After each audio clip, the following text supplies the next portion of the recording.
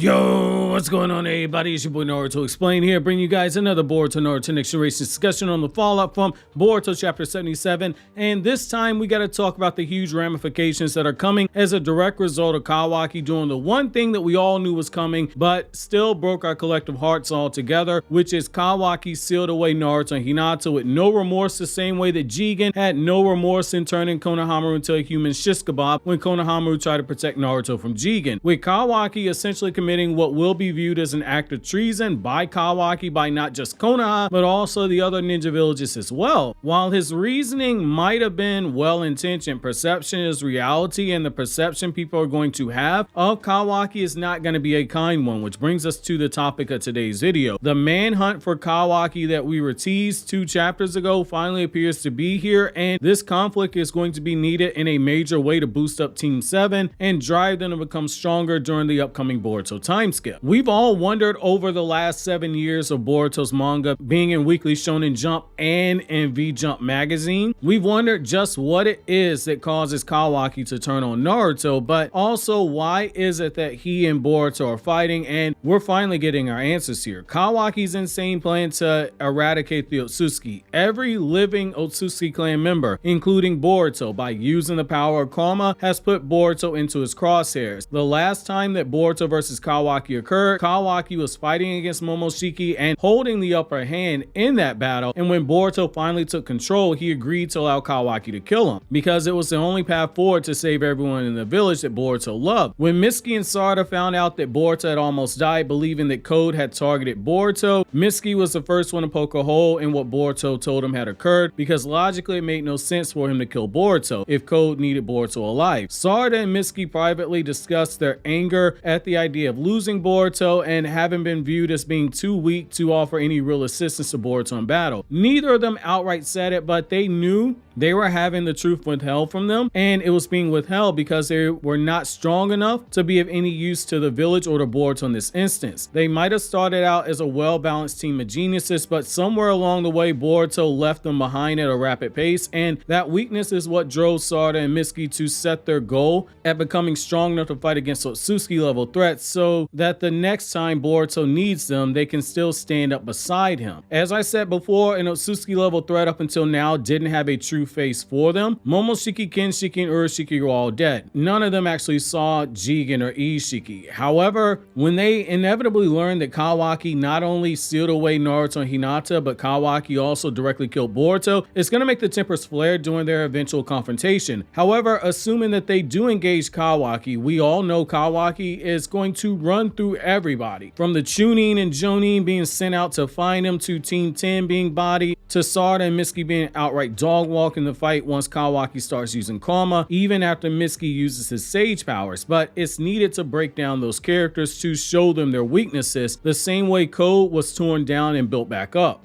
However, this time it's more intimate because they'll have to watch a former friend nearly kill their childhood friend, and seeing something like that up close is going to push them for the time skip, and their priorities are going to be put in order. Everyone is going to be busy come the Boruto time skip, with Sarada and Mitsuki training to support Boruto from the looming threats of the Ten Tails army that Code made, as well as from Kawaki. Naruto is likely in that dimension looking at his wife and thinking back to a time where he used to have Kurama, but the saving grace is that if Naruto has his phone on him, he can recreate Kurama by downloading the Wonder AI Art Generator app, which is also the sponsor of today's video. This video is going to be brought to you by Wonder AI Art Generator. The Wonder app is an app that turns words into digital art, and given how big the wave has gotten for digital art, this is an app that I really think you guys are going to be really impressed with. The app is pretty simple to use in terms of turning words into breathtakingly gorgeous digital art. It's easy enough to use that even Naruto could figure out how to use it, and if he used my link to download the free trial of the premium version, he'd be getting 20+ styles, faster speeds than the regular version, unlimited art, and there are absolutely no ads on the premium version. If you want to be like Naruto, just enter in your prompt, pick your art style, and from there the Wonder art will begin doing the rest, bringing your vision to life faster than Kawaki sealed away Naruto in the last Boruto chapter. Just describe what you want the Wonder app to paint and pick one of the 20+ styles, from novelistic to hyper realistic, even anime style, and in, all you gotta do is hit the create button. The work is so well done that you'll have a hard time figuring out that a human didn't create the art because it's actually an AI that's doing it. For instance, if Naruto got lonely while he's sealed away in that dimension Kawaki sent him to, he could just always drop a picture of a fox like I did and make a fox with a smile, a fox with a book, or a human fox hybrid if Naruto's feeling the need to have some human interaction. I had a lot of fun playing around with this app, and it's one of the better AI art programs I've used, especially given the variety of artistic options that you can choose from with the premium version. If you need to create some artwork, or you want to create an avatar for, say, your YouTube channel, or if you just need inspiration, click here to download Wonder and get a free trial of the premium version to put your creativity to the test. With the premium version, you're going to get 20 plus styles. It's faster than the regular version. There are absolutely no ads, and you get unlimited art. Thank you again to Wonder for sponsoring today's video. Narratively, we reached a point where not only is there conflict right around the corner that will translate into physical combat, something that at the end of the day, Boruto is a battle shonen and a sequel to one of the biggest battle shonen in history, does need more of in terms of external conflict that results in meaningful battles, since with battle shonens, battle itself is used for character development. However, what we're seeing right now is the groundwork being set for a meaningful internal conflict that has been building up over time that is now going to directly clash with the external conflicts that are represented by Kawaki and Code, and will begin setting the foundation to make those battles more meaningful in the future. There's no more bad guy that shows up and Boruto and company just lock horns and beat him, i.e. Shojoji or Ao or Boro, characters who in the manga had no development. We've actually got real heat here, in particular for Kawaki, that is going to be used to forge the other characters that he interacts with in battle into a sharper weapon that can be used by Konoha to defend itself. We saw the first signs of this taking place when Kawaki went from acknowledging Sarada as the leader of their team during the Boro fight to outright calling into question everything about the way of the shinobi, how they do things, how they acquire power, how they actually train, going so far as to say that the way that Jigen acquired power and forced Kawaki to acquire power was something that was better than the shinobi way, which, as a reminder, shinobi increased their chakra through physical training and through spiritual training via meditation. Things got so out of hand that Kawaki versus Team 7, that battle very quickly escalated, but Boruto ultimately defeated Kawaki and seemingly all was set back to right, except for the fact that it wasn't, which is why we've now reached that point that we're at now.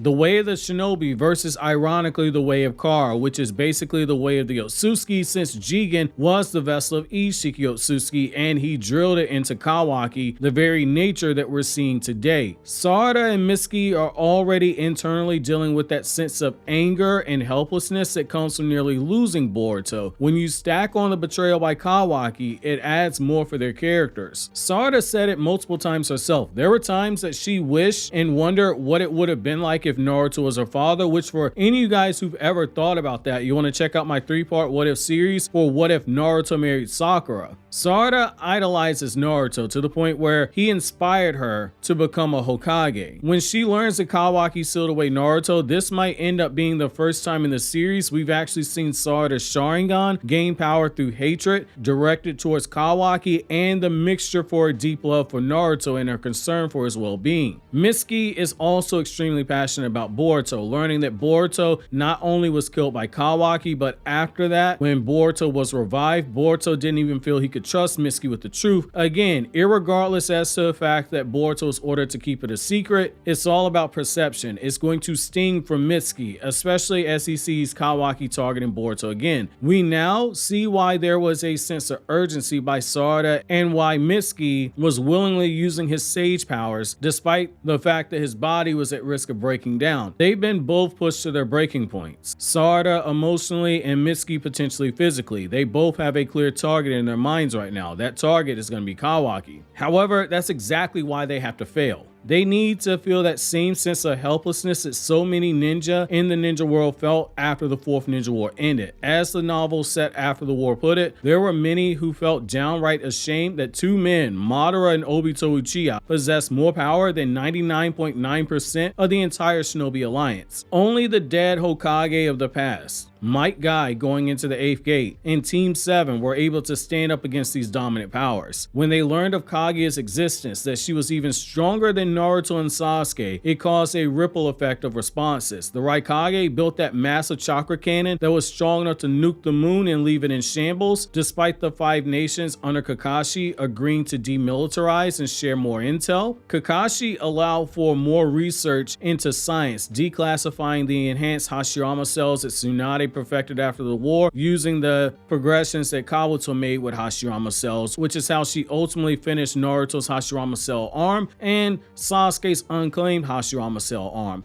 Kakashi allowed for private companies to have access to Hashirama cells in a limited capacity to see how far science could take them, which ultimately led to Mato taking that information and combining it with the nanotech that was used to turn humans into cyborgs with ungodly levels of power. The Boruto era Kages even began training to at least combat the threat level of a Ten Tails in terms of power, with Gar in his novel outright stating that he was about to train harder because despite his head start, someone like Sakura had surpassed him in power, and someone like Rock Lee possessed the potential to surpass him if he stayed as exactly as he was. Even Naruto and Sasuke were spooked enough by the encounter with Kaguya to continue their training. We saw what a set goal did for the older generations, where the Raikage and the Hokage and the Tsuchikage each looked towards science or weapons to combat the next threat that they knew was coming. Naruto's generation, the Kages and Sasuke at the very least, took to more combat training and meditation to raise themselves to new levels. Now for Boruto's generation, seeing that prized genius of their generation, Boruto Uzumaki, being hunted down by one of their own in Kawaki, and seeing the legendary Hokage they heard tales about his power growing up, and the Hokage who saved their village twice from a Susuke level threat, that Hokage now has been sealed away by Kawaki. That genius in Boruto, he's now vulnerable. It becomes a moment where that discomfort ultimately leads to a stimulation that is needed to evolve them moving forward. The motivation grows even more if Code finally makes a move with his Ten-Tailed soldiers. It's going to create internal conflict via that helplessness, and it's going to burst with that external conflict depending on what Code does or how much further Kawaki goes during this manhunt that's occurring for Kawaki. We now have the potential for a generation who has never experienced true terror and horror from attacks that come from war and threats that came from within their own village. They're now being forced to grow up. They're going to have to set benchmarks for power to reach. Obviously, not all of them will reach that bar, but the members of Boruto's generation like Mitsuki and Sarada, who possess a high ceiling, they're going to be forced to reach those levels of power that are needed. Training is no longer something done for fun. It's no longer done because it's expected of you as a shinobi. It's now a requirement, especially someone like Sarada who wants to become the Hokage. That being said, I'm curious to know you guys' thoughts on this. Which battle from this manhunt for Kawaki are you most excited to see, and which member of Boruto's generation outside of Boruto do you think has the most potential to start growing in terms of power as a result of everything that's happened? While you think that over, click here to watch one video from my KRYPTONIAN SAIYAN channel, or click here to watch this Naruto Explained video.